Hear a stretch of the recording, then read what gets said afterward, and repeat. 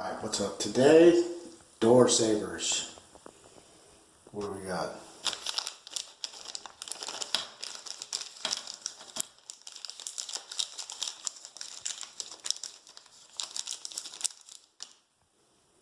Instructions? Yeah, we don't need that.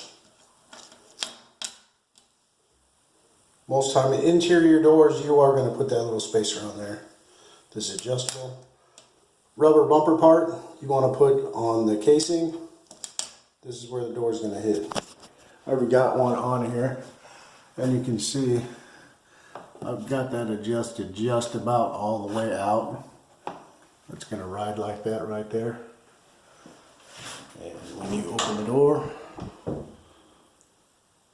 it doesn't smash into the other door.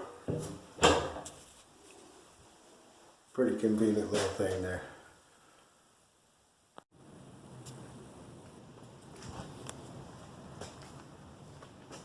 Today, furnace room. Oh, come on, focus.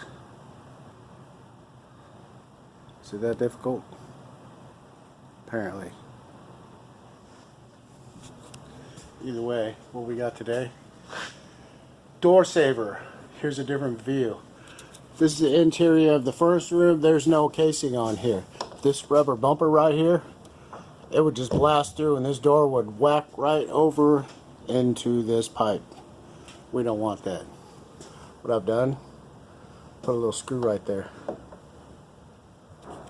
That's held out just enough that I'm going to hit. We open this door. Look at that.